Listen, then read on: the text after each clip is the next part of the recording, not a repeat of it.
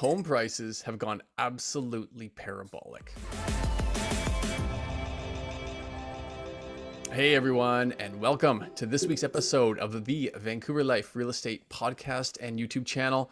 And my goodness, we've been saying prices have been going higher and higher for so long, and yet here we are, they're now going astronomical. They're literally going parabolic. It is terrifying what is happening right now.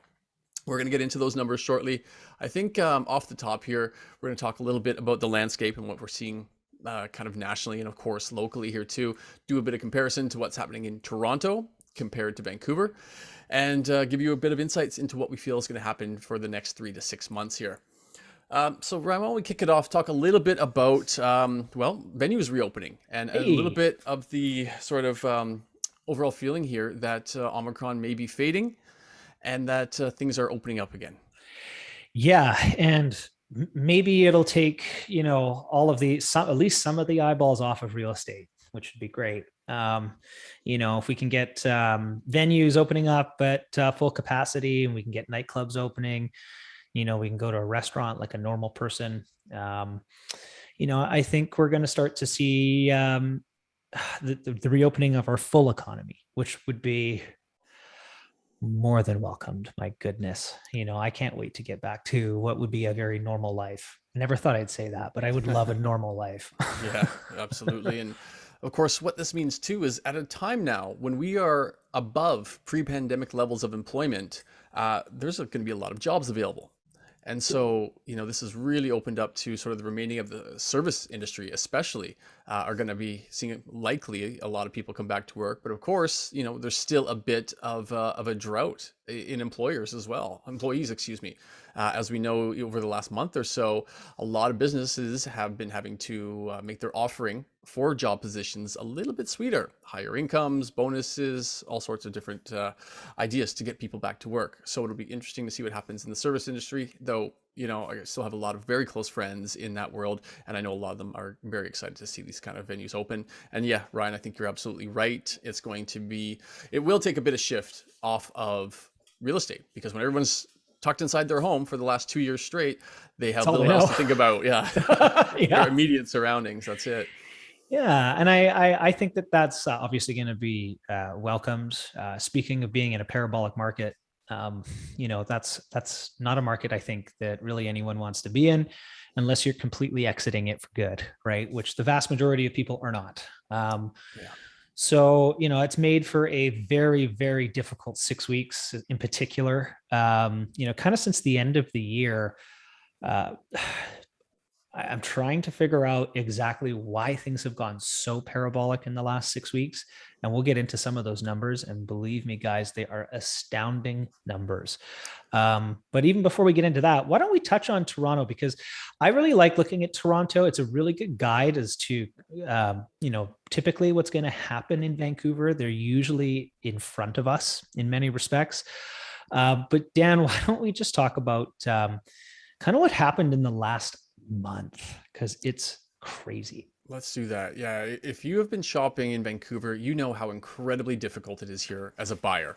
There's no inventory. It is tough. Almost every listing is receiving multiple offers and going well over ask, obviously, in subject-free scenarios, heavily favoring sellers. Well, looking to our neighbors to the east there in Toronto, for a quick example, sales were down about 19% year over year. Doesn't sound like a big deal. But if you only pay attention to that demand side, you're missing the whole picture, because new listings are about 12% below decade norms. And of course, that net result is active listings down 45% from this time last year. Wow. Almost cut in half. Wow. And it was a seller's market last year. Even worse, we're down 2/3 since 2019, 66% less listings than to this time 3 years ago. Wow. That's, I don't really know kind of what to say, other than we're dealing in extreme environments. I really feel that in many ways, the pendulum has swung too far to one side right now. And when you historically look at markets that do between maybe 7 and 12% a year, And we're seeing, well, I don't want to give it away, Dan, because I'll let you finish with Toronto's home prices, because prices are your thing. But I got to tell you, with only 0.07 months of inventory in Toronto, not even a full month of inventory, you can imagine what's going to be reflected in price points. And comparatively, Vancouver, too, only at 1.8 months of supply on the market. And for reference sake, 5 months of supply on the market equals a balanced market. So we are way over to one side, and it's not a healthy side to be on. No, But it's not. let's talk about prices, though, Dan.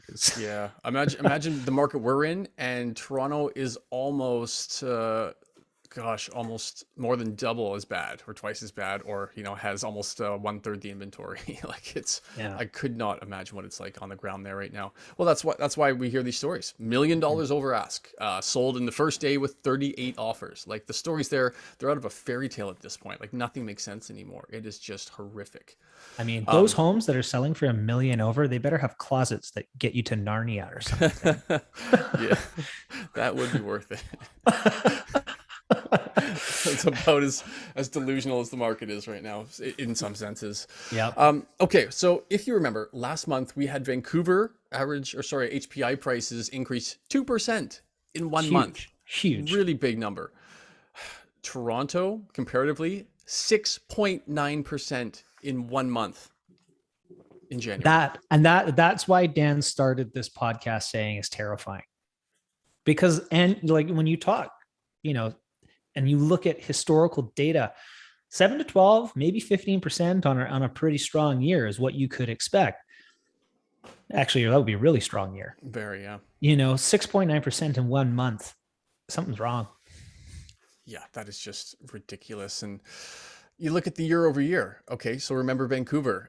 Vancouver did HPI 18% year over year, with 23% year over year for the detached market. Toronto, on the other hand, almost double that. Toronto average prices are up 36% from this time last year, and the detached market is up 40. Holy cow. Like imagine last year you bought a detached home for $1 million, and then you checked your value today and it's 1.4. Well, and so to that point, we've got clients who live in Toronto, and they are in many ways still after these huge gains. I mean, when you talk 7% in 1 month, Dan, if you've got $1 million property, you've made $70,000 last month in your property. So if you've been in your property for the last 6 to 8 months, you could refinance and pull out a couple $100,000. And in doing so, we're seeing that happen, and they're finding its way into the pre-sale market because these interest rates are not going to be around forever. So people are refinancing, or they're locking in for the next 4 to 5 years. They're pulling out whatever equity they can and putting it back into the market, and they're going to ride it. Yeah, exactly. As we know, 1 in 4 mortgages right now is for secondary and third and fourth properties. There are more investment and sort of recreational properties, being bought right now than ever. They are ahead of first-time home buyers, refis, all that type of stuff. So you wonder why inventory is getting eaten up. That's absolutely one of the reasons, is people are buying more than one property right now. They're just taking this equity, like you just said, you made 70 grand. Well, for some people, that's enough in 1 month to do a refinance, tap into your equity, and go out and buy a pre-sale or otherwise. Yeah. I mean, in a pre-sale project, when you're buying a $600,000 condo, and the developer wants 15% down, well, you can get 12 or 15% out of your house in 2 months. There you go. So this is not just in the cities too. We are seeing this obviously nationwide, but you look at the rural areas in Ontario, 25 to 50% year over year gains is the norm for 2021. That's the norm. What is 2021 going to go down as in terms of history? You know what I mean? At least in real estate history. The Great Divide. Wow. They have nots and they have yachts, as they say, because it's if the people that own these assets are seeing extreme appreciation and equity build, and the people that are out are watching the train go by. It feels like it's not good for so many people. Yeah, and I mean, to that point, Vancouver is now no longer the most expensive market in Canada, which uh, it's been, sorry, for the last 20 years. So, uh, I think Vancouver would be happy to pass that torch on to someone else. Um, but generally speaking, it's just not good. I mean, this I don't really like looking at these numbers, even as a property owner, because who am I going to sell my property to? As this carries on, the question then looms in the back of your head: are we headed for a major correction? But the data for that says that we're not either, right? I mean, when you look at the amount of supply and the amount of demand, the fact that immigration just bumped its numbers up from 411,000 to 453,000. I mean, the government's paying their way out of their issues with new people coming into the country, and property taxes and transfer tax. That's how they're getting out of this mess of inflation that they've created, or Yeah, that had to be exactly. created. I don't know, but anyways, it's pushing the bottom end of the market out of it completely. Is what's happening. We're also seeing housing starts declining right now, down 3% just last month over month. They're down from last year about 27%. Housing starts Doesn't down make a whole lot 27%. of sense to me.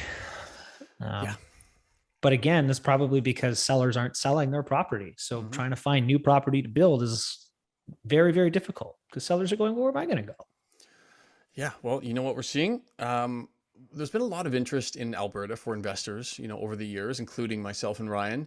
Mm-hmm. And price wise, Calgary and Edmonton and Alberta essentially as a whole is kind of looking like it's on sale right now.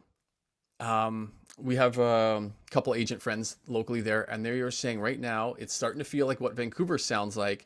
They're seeing 6, 7, 8, 10 offers sometimes on properties now, and um, home sales are up 66% year over year as It's a probably the, result. the one place in the nation that actually has supply.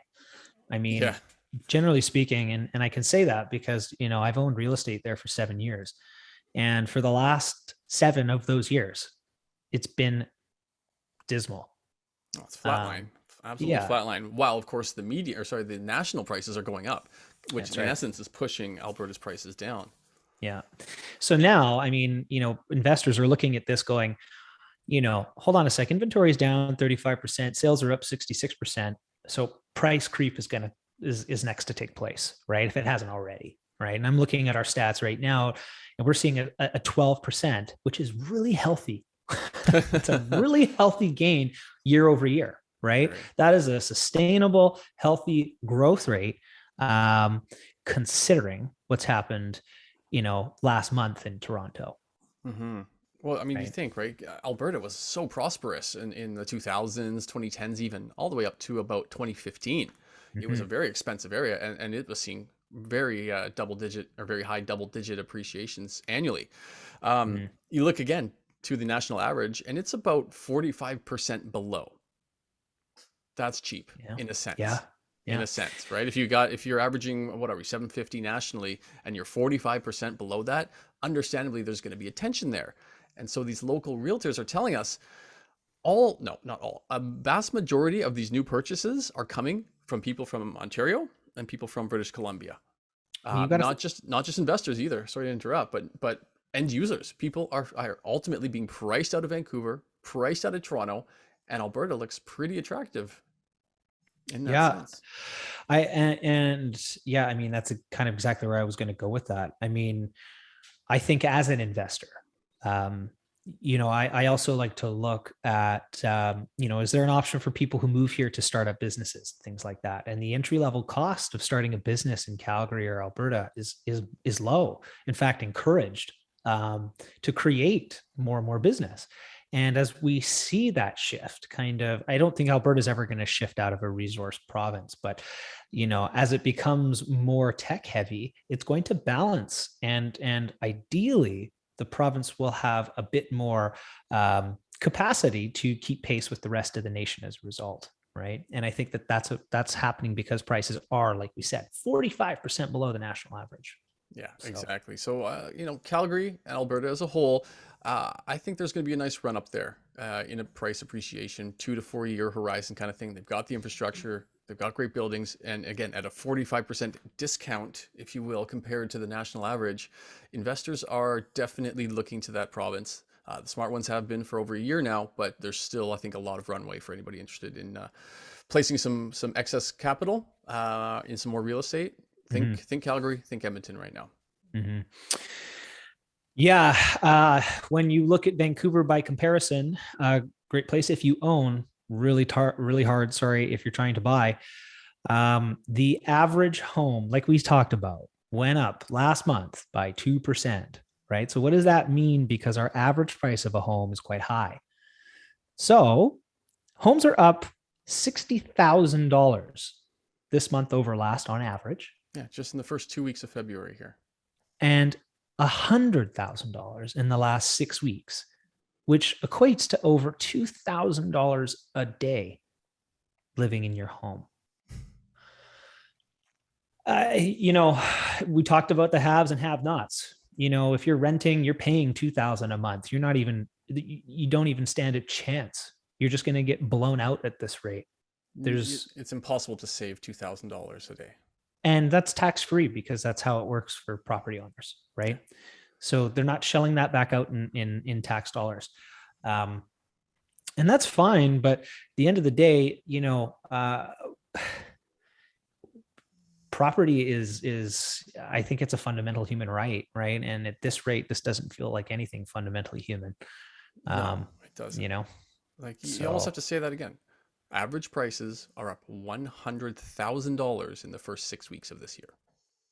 yeah. Like it doesn't even roll off the tongue properly. I can't believe it. I had to triple check this, and it's just absurd. And again, yeah, Ryan's right. $2,000 a day home prices are going up right now. Now, obviously, that's not going to continue, but we're at this peak, and things have been so hot for so long, and it's getting hotter somehow. Like it's Yeah, and that's where it's, I don't know if anyone could have predicted this either. I mean, maybe by not raising interest rates the government has a lot to answer for here, um because I don't quite understand it. maybe um it's like the good old Canucks and Maple Leafs rival, and now that the Leafs are more expensive, all these Canucks are trying to get that pole position again. And that's just making an absurd joke, but you know what I mean. It's like, Toronto's six more expensive for the first time ever, and now we're kind of following suit, right? They went up 6.9%. Is Vancouver going to do something similar this month? I mean, God, my I hope God, not. no, no, no. And look, let's compare median as well, right? So median in the first 2 weeks of February is up $75,000. And we're 2 weeks. talking household income going up in 2 weeks. I don't know of any economist in their right mind who would look at this and say that this is excessive exuberance in the market. This is Yeah. gone far beyond that now. And Way so too far. let's talk about that. I mean, Ryan, we lived through 2016, 2017, which was the last time the market was hot. Not this Mm-hmm. hot, but it was extremely hot. And that's when, of course, all the taxes and stress tests and everything else was implemented. And yet, and interest rates were increased. And where is that today? Yeah. Where is it? Right? Did we not just have an election with a whole bunch of housing platform promises, excuse me? And Yeah. where are those? Why is nothing happening? What is happening Yeah. behind the curtain right now that the brakes are on and they're just not seeping stories to the media or whatever it is? Well, I mean, we did a whole episode on it, but even just the main points that come to my mind right now, like, they talked about effectively ending blind bidding, right? So that at the very least, you're not going to bid $100,000 over the next bid if you don't have to. Where is that? How long is that going to take to implement? That sounds like a pen stroke to me, right? We talked about, or not we talked about, the Liberal government talked about adding a $4 billion housing accelerator fund for for municipalities who have a backlog of permits. We have 500 duplexes that need to get built in East Vancouver alone that people just can't get to. Yeah. So People are trying to. The building permits are in. yeah. They're asking to build, and they Yeah. are just they're coming up against a brick wall. So what, I don't know, because we need an answer from the government. They need to answer for this, right? And they're not. personally, they're lying. They are dealing with, I get it that they're dealing with an occupation in Ottawa, and Omicron's been difficult for people, but if you don't tackle this issue, there's going to be unrest, and that's going to be a much bigger issue. Hmm. Yeah, you I know mean, we just saw down south, inflation rate just hit 7.1%. At least that's what they're telling us. This is the highest in 40 years for the States. And same thing, they haven't moved their interest rates, and they've been running well above Canada's inflation rate for months now, and yet no rate increases. Speaking of the 7%, wow. Yeah, well, Toronto did that in a month. Yeah. So you want to tell me it's the highest in 40 years? You're lying to me. Hmm. It's higher than that, right? So, are they going to raise? Well, a lot of people thought they would at their last meeting. Didn't happen. Next meeting is March the 2nd. And it is widely speculated that they're going to do more than a quarter point and do a half point increase, the Bank of Canada. Yep. Hopefully, at a minimum. But let's keep in mind here that will have, in my belief, an effect of a rush to market, right? It's going to have more of a psychological impact than a financial one out of the gate anyway, where people will rush to their banks and get that final mortgage or first mortgage that they can hold for 90 days. And then there's going to be a 90-day, 3-month rush to buy homes, to buy properties, to buy secondary properties, whatever the case is. And then prices from that are even a bit of a lagging indicator. So those metrics alone, to me, point to at least a 5 to 6 month run up of prices from where we are today. And maybe not at 7%, but definitely an upward trend. Yep. So, we're going to run hot till summer. There's likely going to be a secondary increase between now and then. Summer's going to hit, things are open, eyes are going elsewhere. And then, yes, by Q3, definitely Q4, we are going to see the cycle turn downwards. Yeah, it has to. Let me rephrase that for everybody. It has to come down. Yeah. This is crazy. And to Dan's point, yes, I mean, typically, when there's an interest rate hike, it takes 6 full quarters for that interest rate hike to see its permeate through the marketplace, right? So is it any wonder that an interest rate hike in March, we'll actually start to see the effects of that interest rate hike, not until probably September, October, in my opinion. And let's keep in mind here, let's say by the year's end, they do a 0.75 or a full point increase. That will equate to about 7 to 10% in buying power reduced. Mm-hmm. And who does that affect, Dan? Well, buyers, first-time buyers especially. Yeah, it affects the bottom of the market. Yeah. They're the ones who get the short end of the stick. Again, sorry, I have to just point that out. No, and that's very fair, because again, it's very not fair for that segment of the market. It's the entry point market that seems to be hurt further and further and deeper with every policy change here, every new tax, etc. But also further to this point is 7 to 10% reduction in buying power. By the time that comes into full effect, say Q3, Q4, we're going to be up another 10% by then at this pace. Meaning buying today is going to equal buying, in a year from now, potentially, right? We don't totally know. It's impossible to know. But what I'm saying is things are going to continue to go upwards for 6 months. And if you, let's say, are on the mindset that, hey, I'm going to wait for this next crash, I'm going to wait for it to pull down, 10%, 15%, is what we see as being sort of the highest end of reduction, is about 15%.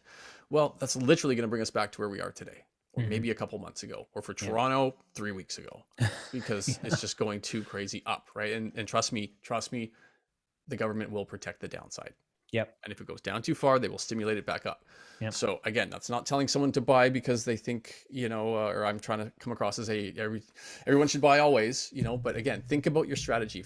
If you're one of the type of people who wants to wait for a crash to buy, yeah, put a pin in today's calendar date of, okay, this is what the average price is, and then see where they are at the crash, because, I think we've lived through enough cycles that the trajectory, the data shows that we're not going to see a pullback lower than we are today, likely in the next couple of years. And in that time frame, right? In that time frame, ideally, you've locked in a mortgage rate that makes sense, right? Because right now it's really cheap.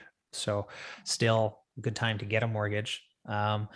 And again, Dan and I always say, you were not buying real estate for less than 5 years.